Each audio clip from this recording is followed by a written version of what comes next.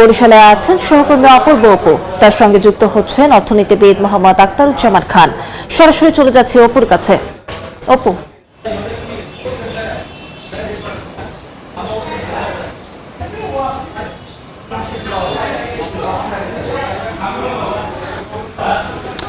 গেল বেশ কিছুদিন পর্যন্তই বরিশালের দিনে কিংবা রাতে নিয়ম করেই যেন বিদ্যুৎহীন থাকছে মানুষ, এখানকার জনজীবন বিপর্যস্ত হয়ে পড়েছে। আমরা বিস্তারিত কথা জানতে চাই, আমার সাথে যুক্ত করে নিতে চাই বরিশালের বিশিষ্ট অর্থনীতিবিদ, বাংলাদেশ অর্থনীতি সমিতির আজীবন সদস্য মোহাম্মদ আখতারুজ্জামান স্যার।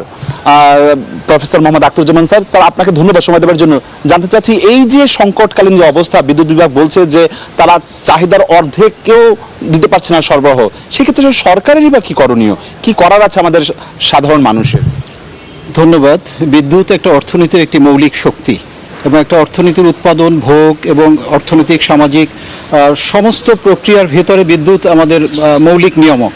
এবং যখন বিদ্যুৎ বিহীনভাবে একটা সমাজ বা একটা অর্থনীতি বা একটা সময় কাটাতে হয়, তখন সেটা জনজীবনের জন্য একটি বিপর্যয়কর অবস্থা। কিন্তু আমাদের এই যে বিদ্যুতের, এটা তো একটা আন্তর্জাতিক কাঠামোর ভিতরে জ্বালানি তেলের বৃদ্ধি হয়েছে এবং তৎপরবর্তীতে ডলারের অবমূল্যায়ন, ডলারের সাথে টাকার অবমূল্যায়ন হয়েছে। এইসব প্রেক্ষাপটে বিদ্যুতের আজকের এই অবস্থাটা।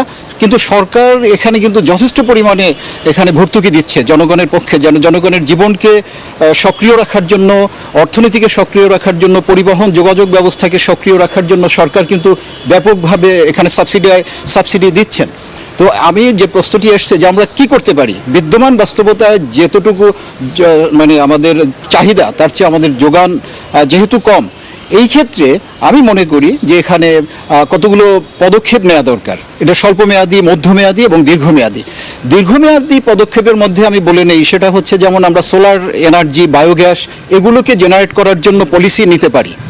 আর মধ্যমেয়াদী হলো যে আমরা যে এই যে বিদ্যুতের যে ব্যবস্থাগুলো আছে, সেই ব্যবস্থাগুলোকে আমরা সরকার এখানে যথেষ্টভাবে পলিসি মেকিংয়ের জায়গাতে কাজ করতে পারে এবং জনসচেতনতা বৃদ্ধি করা, বিদ্যুতের সাশ্রয়ী ব্যবহার করা, আমাদের অবৈধ যে বিদ্যুৎ সংযোগগুলো আছে, আমাদের যে ইয়েগুলো আছে। আমরা পরবর্তীতে হয়তো আমরা আরো আপনার কাছ থেকে বিস্তারিত জানবো।